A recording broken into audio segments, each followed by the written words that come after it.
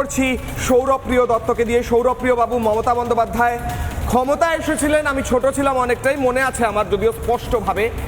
বামেদের এই সমস্ত কাজকর্ম যেগুলো মমতা বন্দ্যোপাধ্যায় তার বিরোধিতা করেছিলেন, বামেদের নানা ভুল নিয়ে বিরোধিতা করেছিলেন, সেইভাবে মমতা বন্দ্যোপাধ্যায় ক্ষমতায় এসেছিলেন। সারা বাংলার মানুষ দেখেছিল আশার আলো। আজ মমতা বন্দ্যোপাধ্যায়ের বিধায়ক বলছেন যে এরা তো বাম আমল থেকে ঢুকে বসে আছে। আমি মনে করাচ্ছি এ রাজ্যে পুলিশ বলে একটি বস্তু আছে। 14 বছর ধরে এ রাজ্যে বাংলাদেশি ভুরি ভুরি বসে আছে। মমতা বন্দ্যোপাধ্যায়ের বিধায়ক বলছেন মমতা বন্দ্যোপাধ্যায়ের পুলিশ জানেন না। পুলিশ তাহলে কি করছিল? ইচ্ছে করে এদের রেখে দিয়েছিল যাতে ভুয়ো ভোটটা এরা দিতে পারে বছরের পর বছর। বলুন। কিশলয়, প্রথমে কথা হচ্ছে যে বাংলায় শুধুমাত্র বাংলাদেশি আছে আর রোহিঙ্গা আছে।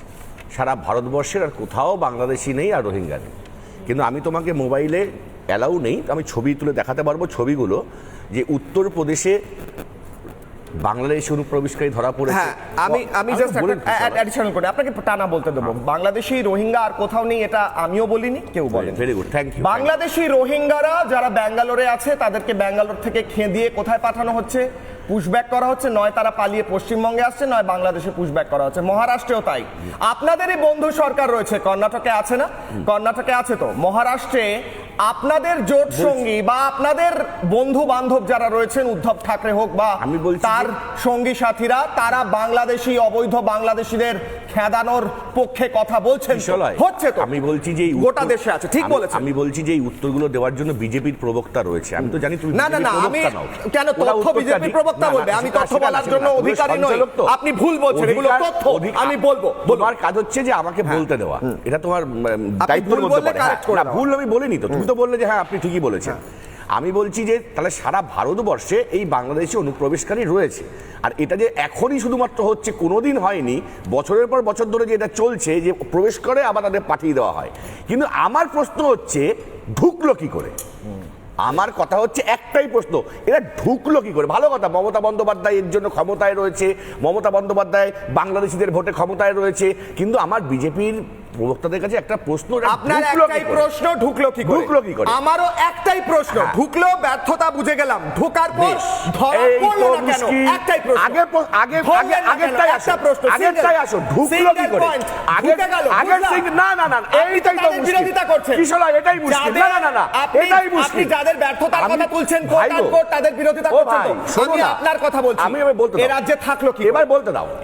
আমার কথা হচ্ছে আগে প্রশ্ন আসবে ঢুকলো কি করে, তার উত্তর দিক, তারপর কি হচ্ছে না হচ্ছে দেখা যাবে।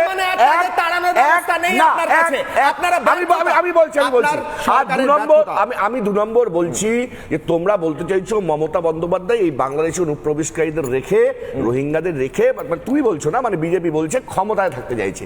এই যে যাত্রাপালা চলছে না বিজেপির, এই যে যাত্রা করছে, যে শুভেন্দু অধিকারী থেকে শুরু করে যারা, যে মমতা বন্দ্যোপাধ্যায় এদের ক্ষমতায় রয়েছে, আমি বলবে, আমি যাত্রা কথাটা বোধহয় ইউজ করাটা সঠিক নয়। সৌরভবাবুর জন্মের আগে থেকে সৌরভবাবু তখন জানতেন না প্যানেল কি জিনিস, ঠিক আছে? তারও আগে থেকে যাত্রা জিনিসটা দিয়ে না মানুষকে সামাজিক, ধর্মীয়, শিক্ষা, মানে শিক্ষার সমৃদ্ধ করে তোলা হতো। কাজে আপনি যা বললেন বলুন, যাত্রার শব্দটাকে নেগেটিভ টোনে ব্যবহার করবেন না।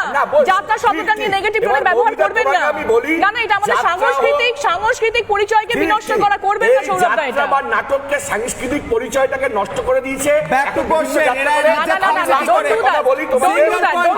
লাস্ট কথা আপনার আইডিয়া নেই এই যাত্রা কিভাবে মানুষদের সমৃদ্ধ করেছে।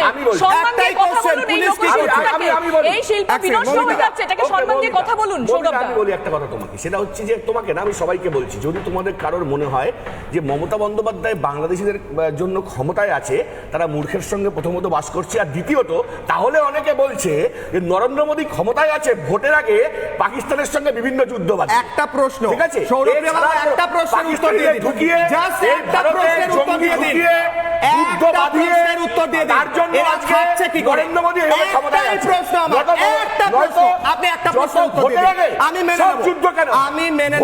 একটা প্রশ্নের উত্তর, ভোটের আগে যাবেন একটা পাকিস্তানের সঙ্গে যুদ্ধের কথা বলছি। আপনাকে বলতে দিচ্ছি। তাহলে ওটাও যেমন ঠিক না, যুদ্ধ কথা যদি বলছি। এটা ঠিক নয়, একটা ওটাও প্রশ্ন। মমতা বন্দ্যোপাধ্যায় মানুষের ক্ষমতায়, 14 বছর মানুষের থাকলো কি করে? গণতান্ত্রিক দেওয়ার ক্ষমতায় বাম আমলে মমতা এসেছে তো? বন্দ্যোপাধ্যায় আজকে ক্ষমতায় রয়েছে। সৌরভপ্রিয় তোমাদের দয়ায় না ভাই। তোমাদের দয়ায় না। বাম আমলে এসছে তো, ধরে নিলাম বাম আমলে শেষ বছরে এসছে, শেষ মাসে বামেরা যখন চলে যাচ্ছে সেই মাসে এসেছে এরা, ধরে নিলাম একদম লাস্ট দিন এসেছে। 14 বছর কি করে রয়েছে? 14 বছর এ রাজ্যের পুলিশ ধরেনি ব্যর্থতার কারণে, না ইচ্ছে করে? দুটোর মধ্যে একটা হতে পারে। বলুন নয় ব্যর্থ নয় ইচ্ছে করে, দুটোর মধ্যে একটা হতে পারে।